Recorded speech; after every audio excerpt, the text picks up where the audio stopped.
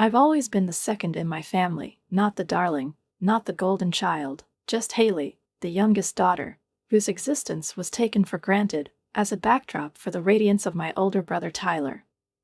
His parents idolized him since childhood. He got a brand new bike, while I got his old one, with worn paint and scratches on the steering wheel. They bought expensive game consoles for him and books for me, because Haley likes to read. He played soccer, and Mom and Dad attended every one of his matches, cheering loudly from the stands, and when I competed in running competitions, they only bothered to come to the finals, the only event I won, but even then they spent half the time discussing how proud Tyler would be if he were in my shoes. It's always been like this, and I'm used to it. I wasn't even angry, I just knew that my place was close by, in the shadows. When Grandpa made his will, everything went the same way. Tyler got a spacious 4-bedroom house in a nice neighborhood, and I got a modest 2-bedroom house on the edge of the suburbs. It didn't surprise me, but one day I accidentally overheard a conversation between my mom and my grandfather, who put all the dots on the I. "Daddy, please," she begged, her voice soft but insistent. "Tyler will have a family someday, he needs space. Haley will be fine in a smaller house." I stood around the corner, clutching a cup of cold tea, and listened. They didn't know what I was hearing. But I didn't complain. What's the point? It has always been so. Tyler was the first, and I was the second. So I wasn't surprised when, at the regular monthly family dinner, where I went more out of duty, Tyler and his wife Megan looked at each other, cleared their throat, and announced, "We have big news." Tyler broke into a wide grin. I lifted a glass of water to my mouth, preparing for another demonstration of their brilliant life, full of blessings that I had never had before.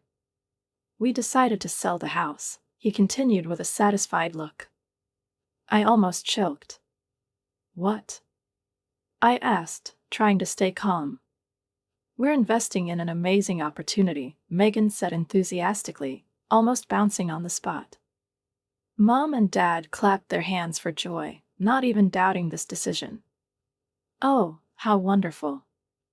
Mom exclaimed, beaming with pride. I gripped the fork in my hand. "What kind of company?" I asked cautiously, not sharing their delight. "Jason is launching a technology platform that connects investors with startups," Tyler said, making a vague gesture with his hand, as if explaining something obvious. "She will revolutionize the world of venture capital. We're going to make so much money," Megan added with burning eyes. "Jason predicts 300% profit in the first year." I put down my fork. 300%? I repeated, raising my eyebrows in disbelief. It sounds too good to be true. There was tension in the room. "You have 2 small children," I continued, looking at my brother. "Emma is only 5, and Jack is 3. Are you sure selling the house is the best move? Maybe you should invest some of your savings first, instead of risking everything." The temperature in the room seemed to drop 10 degrees. Megan snorted loudly, and Tyler gave me that condescending smile I've known since I was a kid. "Haley," he said slowly, as if he were explaining to a child. "I know you mean something good, but I studied finance at Westmore College. And you're an accountant who took classes at a community college. I think I know a little more about entrepreneurship than you do." I bit my tongue. Tyler never mentioned that he'd barely graduated from Westmore, while I graduated with honors and was promoted twice in my 5 years at his firm. But it was useless to argue. "Besides," he added, leaning back in his chair, "Grandpa left me a bigger house for a reason. He always knew that I was better at doing business. He would like me to take this opportunity." I could have told him that Grandpa only left him a bigger house because Mom begged for it. But what difference would it make? I could say that my grandfather, who made his fortune, albeit not a huge one, but still a solid one, thanks to caution, economy, and thoughtful, conservative investments, would be horrified at the very thought that Tyler would thoughtlessly sell his house to invest in a dubious, vague project. But what's the point? What's the point? I could have reminded my brother that his great friend Jason had already failed at his own startups 3 times in the last 5 years, and each time he found new people willing to believe in his grandiose ideas and part with the money.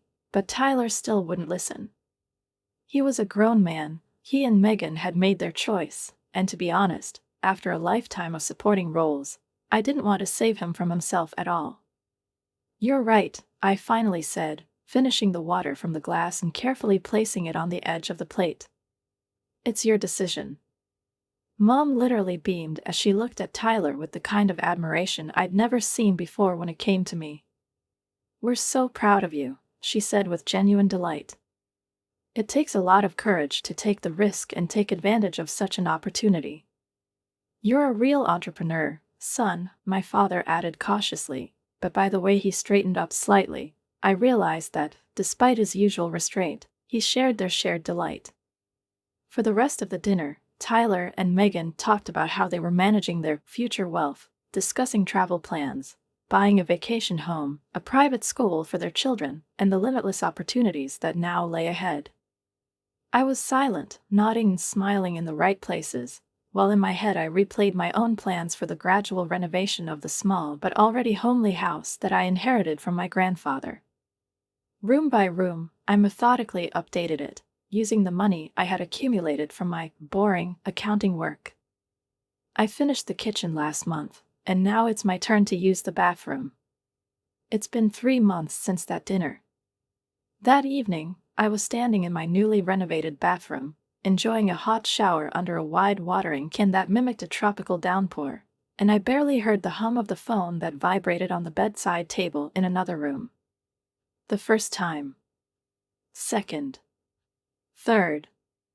I ignored the calls, thinking that whoever it was would text me if it was important. Fourth. Fifth. On the 6th time, I irritably turned off the water, grabbed a towel, and before I could dry myself properly, I looked at the screen. 6 missed calls from Mom. This was clearly a bad sign. I called back immediately. "Haley." Mom answered instantly. Her voice was tense, worried. "Thank God you're in touch. Can you come over?" "Is it because of Tyler?" An hour later, I drove up to my parents' house and immediately noticed something strange. There was a mountain of suitcases, boxes, and packages piled up on the porch, as if someone had packed their things in a hurry and thrown them outside. I hadn't even managed to ring the doorbell when the front door burst open, and I was almost knocked down by 2 excited children, Emma and Jack, who literally ran into me, tangling their arms and legs. "Aunt Haley." 5-year-old Emma screamed, wrapping her slender arms around my waist. "We're staying with Grandma and Grandpa now." I looked up and saw my mom standing in the doorway. She looked exhausted, her usually neatly styled hair was disheveled, and the dark circles under her eyes betrayed fatigue. Behind her, at the back of the house, Tyler was nervously pacing the room, holding his phone to his ear, and Megan was sitting on the couch with a blank stare, staring at the laptop screen. "What's going on?" I asked, even though I already had a pretty clear idea of what had happened. Mom sighed wearily, led me inside, and carefully closed the door behind me. "Tyler and Megan, they had to leave the apartment," she whispered, casting an anxious glance in her son's direction. "Was the rent too high?" I suggested. "Yes," Mom swallowed. "Ah, so that's what it's come to. Did they leak all the money?" I looked at my brother and couldn't help but smile bitterly. After selling the house, Tyler and Megan, instead of investing wisely, quickly bought a flashy red Porsche 911, completely impractical for a family with 2 children, then rented a luxury apartment in the city center, where just the view from the window was worth a fortune, and Tyler quit his stable job at the bank altogether. Confident that he is now a successful investor who does not need a boring office routine. They invested about $500,000 in Jason's revolutionary business, which, according to him, was about to blow up the market and bring triple profits in the first year. They quickly spent the remaining $100,000 on an insanely expensive car and a luxury vacation in the Maldives, leaving the children with their parents for 3 weeks. I crossed my arms over my chest and looked at my mom. And now what? They can't afford to rent a place, she sighed. While they have nowhere to live, they will stay with us. I looked at Tyler. He was still pacing back and forth, clutching the phone in his hand, and his face expressed nervous tension, which I rarely saw on him. On the other end of the line, apparently, was Jason, their great businessman, whose next venture, apparently, collapsed. Are you angry? Mom suddenly asked, looking at me again with the same concern. I exhaled slowly. No, I replied, although to be honest, I was overwhelmed with so many emotions that I didn't even know which one was the main one. I just want to understand what they're going to do next. I watched as Tyler ended the call, put his phone in his pocket, and forced a tight smile that only made his face look more tense. Jason says the first quarter always goes slowly, he announced loudly, obviously trying to sound cheerful, but there was a note of nervousness in his voice. But everything is about to get better, things are going to go uphill. I didn't say anything, just nodded and went into the kitchen to pour myself some water. My father followed me, and as soon as I turned around, I saw him wearily rubbing his face, running his hand through his thinning hair and sighing heavily. How bad is it? I asked quietly, watching the drops of water roll down the sides of the glass. The father hesitated before answering, as if choosing his words. They burned everything out, he said dully. The rent of the apartment cost $4,000 a month, the payment for the car was another $1,500. They couldn't keep up. I closed my eyes. Does Tyler still believe Jason? Jason keeps saying they're on the verge of a breakthrough, his father said, shaking his head. But I have a bad feeling about this. In the following weeks, I watched the situation from the sidelines, without intervening, without offering help, just watching as Tyler frantically tried to find a job, but his pride and confidence in his own exclusivity severely limited his choice. As a result, he got a job at a car dealership, a job certainly below his previous banking position, but at least something. Meanwhile, Megan was putting on a good face with a bad game, posting carefully selected photos on social media, creating the illusion that everything was fine, that life was wonderful, that their family was still living in luxury, although in reality they had been huddled in their parents' house for several months, experiencing serious financial difficulties. But my parents' house wasn't designed for 6 people. One evening, my mother called me, and her voice sounded tired. There was something subtly disturbing in it. Haley, honey, she began, hesitating. I don't like to ask, but... I was silent, letting her finish. We struggle a bit with products. You know how it feels. Of course, I know. How much do you need, Mom? Oh, any help would help, she said hurriedly, and I could clearly hear the relief in her voice. It's just a little tight this month. I promised to transfer the money immediately, choosing an amount of $600, enough to help, but not so much that it would hit my budget too much. When I told her the amount, Mom thanked me profusely, but there was a subtle note of disappointment in her voice. She was clearly hoping for more.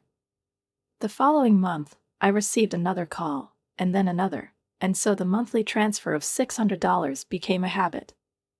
I didn't mind helping my parents, but each time I noticed more and more acutely that Tyler and Megan, despite their difficulties, still hadn't gotten rid of the Porsche they bought immediately after selling the house. Their priorities remained the same. One evening, I found myself at my cousin Beth's birthday party, hoping that at least here I could take my mind off everything that was happening with Tyler, but as soon as I approached the dessert table, my Aunt Patty, adjusting the necklace around her neck, gently took my elbow and spoke in a low voice, anxiously looking around.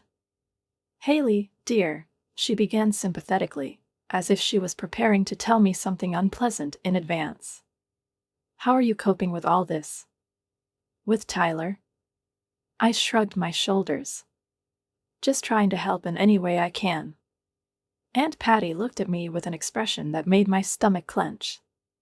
Well, you should know, she whispered, glancing over her shoulder once more, as if checking to see if anyone else could hear us. Your parents are desperate. They love Tyler, of course, but his family, his presence in the house, it affects them. She took a small sip of wine and, coming a little closer, added, between you and me, they have a plan to fix this. My stomach turned cold. What's the plan?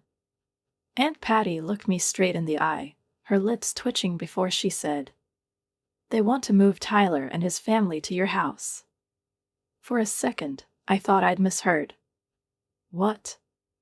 They think it makes sense, Aunt Patty continued, lowering her voice a little. After all, you live alone in a 2-room house. I almost dropped the plate of cakes. Are you kidding? Aunt Patty shook her head. They say it's only for a few months, but, she looked around again, as if afraid we might be overheard. Sheila told me that eventually they hope you'll just move out, leave the house to Tyler. I stood there, stunned, unable to comprehend what I had just heard, while Aunt Patty gently but firmly squeezed my hand, as if trying to prepare me for what I was about to hear next. I thought you should know, she said softly. That's not right, Haley. They're plotting behind your back. The party was going on somewhere on the periphery of my mind. Laughter, clinking glasses, soft music, but I couldn't hear it all anymore because my thoughts were racing through my head, leaving behind only irritation and icy determination. How could they? They weren't just going to ask me to take in Tyler's family. They had already decided in advance that my house would become his home, and I, as something temporary, would simply disappear from the equation. Everything was planned, verified, and discussed in advance, and I wasn't even asked. I wasn't even given a chance to object. I knew how it would be. At first, they'll tell me that it's temporary, that they just need a little time to get back on their feet. Then there will be gentle pressure. Well, you know, Haley, it's harder for Tyler. He has children, and you're alone. It's easier for you. Then the bills will come, utilities, food, repairs, unexpected expenses, which somehow will always fall on me. Eventually, they'll get so comfortable in my house that my move to another place will be just a formality, a matter of time. But no. Not this time. I wasn't going to let them use me again. When I got home, the first thing I did was pour myself a glass of wine and, sitting down at the kitchen table, began to think about my next step. I've never been a person who makes impulsive decisions, but if Tyler and my parents thought they could just beat me, then it's time to surprise them. By the time my glass was empty, I already had a plan. The next morning, I walked into my boss Dave's office without an appointment, and he looked up from his computer in surprise, frowning slightly. Haley? Everything is fine. I didn't beat around the bush. Do you remember that accounting position in the Pittsburgh branch? Is it still open? Dave raised his eyebrows slightly, folded his hands on the table, and studied me. It's a leadership position, Haley. More responsibility, a different environment, a serious step. I'm ready, I said confidently, not letting him doubt it. I have been working here for 5 years. I consistently exceed all goals. My performance ratings are excellent. I am qualified. Dave nodded, and a faint smile appeared on his face. I can't say I want to lose you here, he confessed, but honestly, you'd be perfect for this position. Let me make some calls. He hesitated for a moment, and then added, the position starts in 4 weeks. Is that enough time for you to get your affairs in order?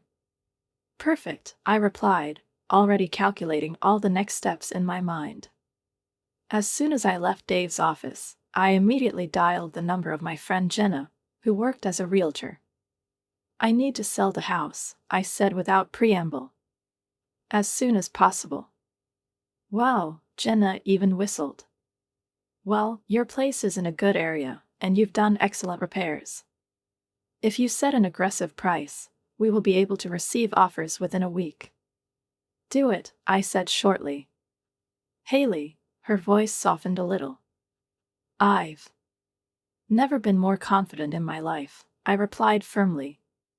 The next 2 weeks were a whirlwind. Jenna did an excellent job, as always, and within 5 days of the announcement, we had 3 competing offers. I accepted the highest of them, $285,000, $45,000 more than I paid for this house 4 years ago. Not bad, considering it was just a modest 2-bedroom house. Meanwhile, I began to study the housing market in Pittsburgh, focusing on areas closer to the company's office. Real estate there turned out to be cheaper than in my current city, and soon I found a modern studio apartment in a new building with a gym and a rooftop terrace for $220,000. I immediately made an offer and started the purchase process, organizing everything step by step. I acted quickly, methodically, without unnecessary emotions. I wasn't going to let them use me. I haven't told anyone in my family what I'm doing. Mom called twice, first to thank me for another money transfer, and then, casually, to ask if I was free next Saturday, because they had something they would like to discuss with me. She tried to sound casual, but there was tension in her voice, as if she was waiting for a trick. Of course, Mom, I replied just as easily. I'll be there. By that time, I already had everything organized. The shipping company was supposed to arrive the day before dinner and pack most of my things for shipment to Pittsburgh. I left only 2 suitcases, clothes for a couple of weeks, a laptop, and a few personal belongings. The next day after the movers took my things, I checked into a modest hostel in the city center. Sleeping in a room with strangers on a double bed was strange, but it was only for a few days. In 3 days I had to fly to Pittsburgh and finally turn this page. And so it was Saturday evening, and I went to my parents' house for the last time.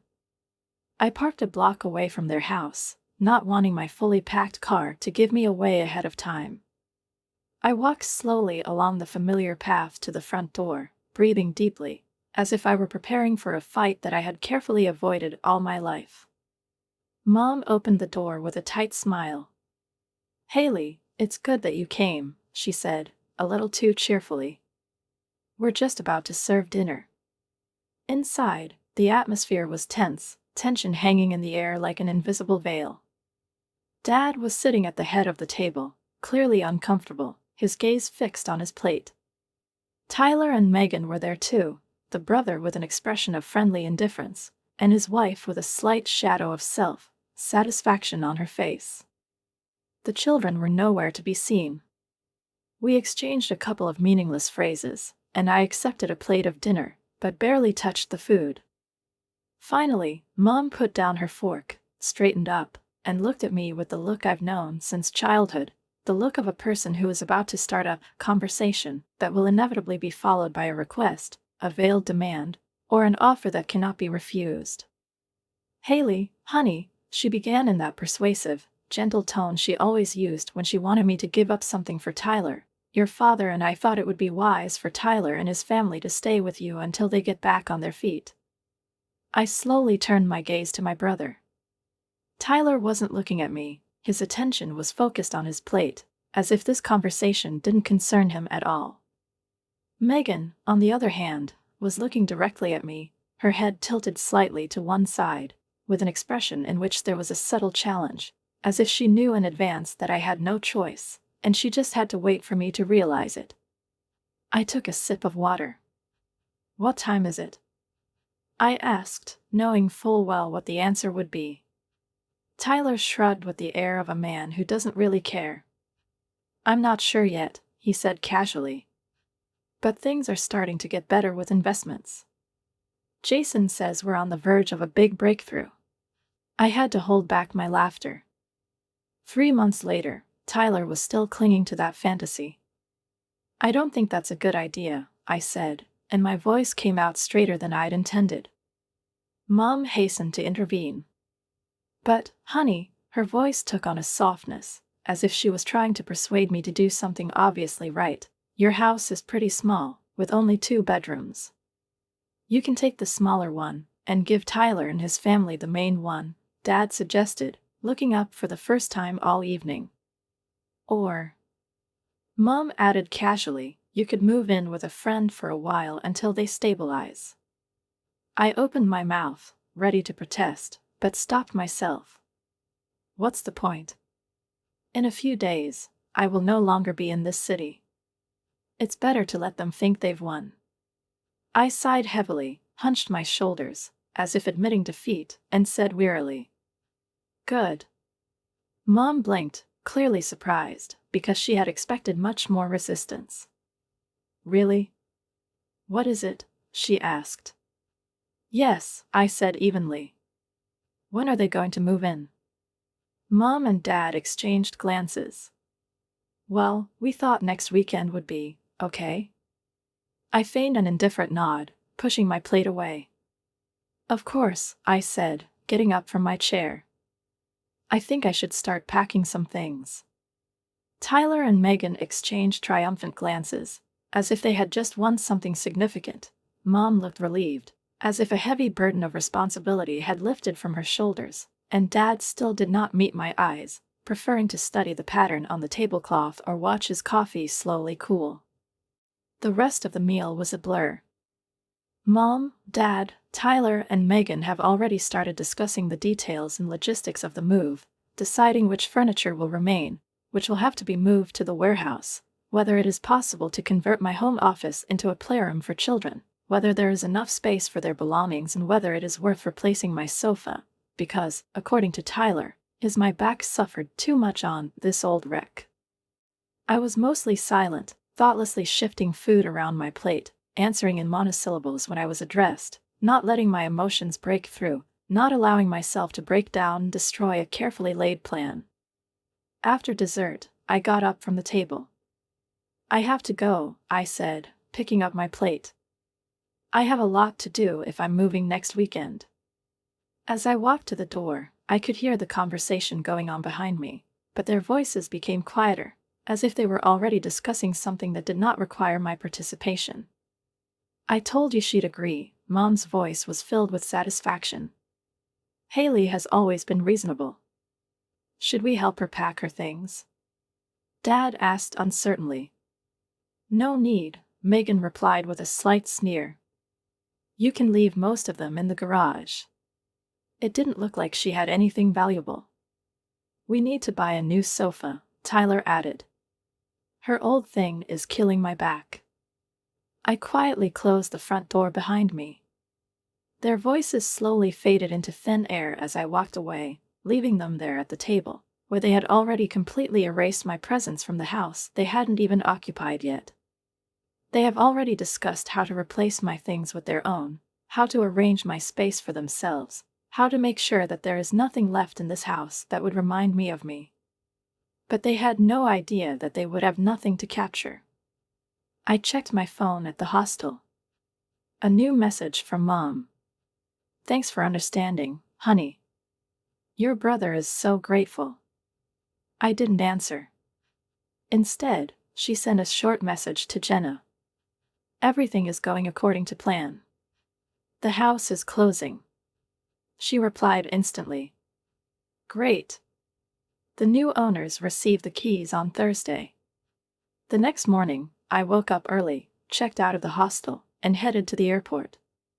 As the plane took off, leaving behind the city where I had felt like the second option all my life, my chest felt lighter, as if a huge weight had been lifted off my shoulders, making room for something new.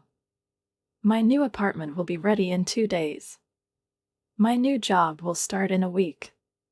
After buying the apartment, I had about $65,000 left from the sale of the house, which I was going to invest conservatively, of course, unlike some people I knew. The first week in Pittsburgh was a pleasant blur. I settled into my new apartment, an elegant one-room studio with panoramic windows offering a magnificent view of the city landscape. I wandered around the neighborhood, finding cozy little cafes, interesting boutiques, and getting to know the new rhythm of life. The new job turned out to be better than I expected: a corner office, a 15% salary increase, and a team that seemed to really appreciate my skills. Everything was going perfectly. Until Thursday evening. Exactly 1 week after my departure, my phone exploded with notifications. 27 missed calls in 2 hours. 15 from Mom. 8 from Dad. 4 from Tyler. Plus dozens of messages. One is crazier than the other. But I already knew exactly what had happened. Today was the day Tyler and his family were supposed to move into my house. I could imagine this scene down to the smallest detail. Tyler drives up to the house in a rented truck, full of confidence that everything is going according to plan. Megan is sitting next to her, checking the list of things they are going to put in the rooms on her phone. They get out of the car and walk to the door with a feeling of absolute rightness. Tyler, slightly complacently, knocks on the door, already imagining how he will go inside, how he will look around, how he will start giving orders.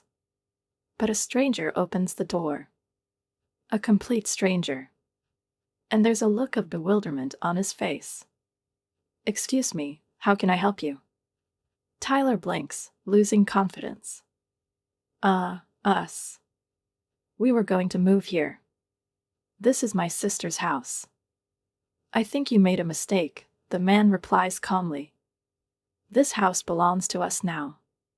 We bought it a week ago." And that's when Tyler understands.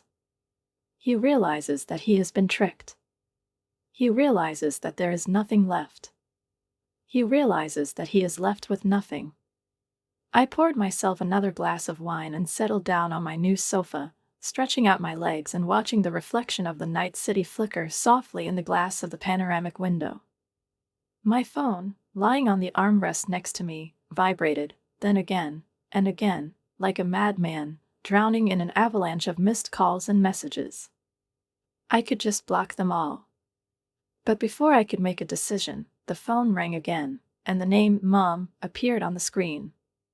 Against my better judgment, against everything my instinct for self-preservation told me, I answered.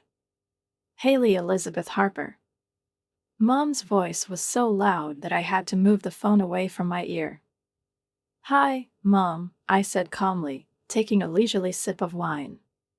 "Don't you dare act innocent." Her voice was rising to a hysterical pitch. "Tyler just came to your house with a moving truck, and some other family lives there. They said they bought this house 2 weeks ago." "That's right," I nodded, even though I knew she couldn't see me. "The Andersons. A lovely couple, 2 teenagers. They made a very good deal." There was a deafening silence on the other end of the line. Then, slowly, almost in shock. "Did you sell your house without telling anyone? How could you do something so treacherous?" I almost choked on my wine. "Insidious?" I asked, chuckling. That's a bit of an expensive word, especially from a man who planned to kick me out of my own house without a single warning. Silence again. This time it's saturated, viscous, and heavy. And then much quieter, much more careful. "Where are you, Haley?" I spoke calmly, as if I were reporting the weather forecast. "I got a promotion. The senior accountant at the branch is here." Her voice cracked. "So you just left?" She gasped. Without saying goodbye. Without saying a word. I paused. "Something like how you were going to kick me out of my own house without asking first." "That's not it at all." She was indignant. "No, Mom, that's exactly it." She paused again. "We're a family, Haley. We need your help."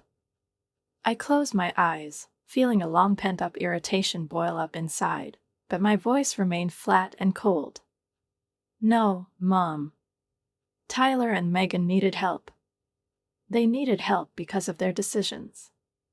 They decided to sell the house for some kind of financial adventure. They decided to buy a Porsche. They decided to rent a luxury apartment instead of thinking about the future of their children. And instead of holding them accountable, you decided that I should sacrifice everything, as always." She inhaled sharply. "That's not fair, Haley." I smiled bitterly. Oh, really? She didn't answer. It's been Tyler all my life. Tyler first. Haley is the second. When we needed new school clothes, Tyler got expensive, branded, fashionable ones. I am what was left in the budget. When we both had important events, you went to see him, but you just forgot to congratulate me. When Grandpa died, Tyler got a big, comfortable house, because you convinced Grandpa that he deserved it more. Haley. And now that Tyler has screwed up royally, when he and Megan have made the stupidest financial decision possible, you've decided that the solution to this problem is to take my house away. The house I invested everything in. The house that I renovated room by room with my own money. A house that belonged only to me. No. The line went silent for so long that I thought she might have hung up. But then, in a voice colder than I've ever heard her say, she said, I do not know who you think you are talking to, young lady. But from now on, don't consider yourself my daughter anymore. I was ready for anything. To anger. The guilt. To manipulation. But for some reason, it hurt more than I expected. I swallowed, but my voice didn't waver. I think we both know it's always been like this, Mom. Her silence said more than 1,000 words. I exhaled. Oh, and one more thing. She didn't say anything. I'm canceling monthly transfers. The air seemed to freeze. The $600 I sent to Tyler's family every month? It's over. Another long, tense moment. I could almost hear the gears turning in her head as she tried to weigh her anger at me against her need for my money. We don't need your money, she finally said, but there was no confidence in her voice. I smiled. Great. Because you won't get them anymore. I broke the silence with a goodbye, bye, and hung up before she could answer. Then I blocked her number. I blocked my dad. I blocked Tyler and Megan, just in case. Almost immediately, my phone vibrated again. Messages. From unknown numbers. Tyler used his father's phone. Mom is a friend's phone number. I sighed, turned off the phone completely, and finished my wine in absolute, flawless silence. The next day, I bought a new phone with a new number, leaving the past behind as easily as deleting unnecessary contacts from a call list. Only a narrow group of people received this number, my closest friends, new colleagues with whom I had become friends, and several distant relatives whom I still trusted, for example, Aunt Patty, who, upon learning about my move and promotion, sent me a huge bouquet of lilies with a note, You made the right choice. I'm proud of you. So 6 months passed. I was successful in my new position. I enjoyed my job, my superiors appreciated my ideas, my colleagues respected my professionalism, and my salary allowed me to live comfortably without looking back at every dollar I spent. I've made new friends. I dated a little bit, although it didn't lead to anything serious, and that suited me. But the most important thing is that I lived on my own terms. Without the constant shadow of expectations, without the feeling that I owe something, and without the need to sacrifice myself for someone's convenience. Sometimes I thought about my family.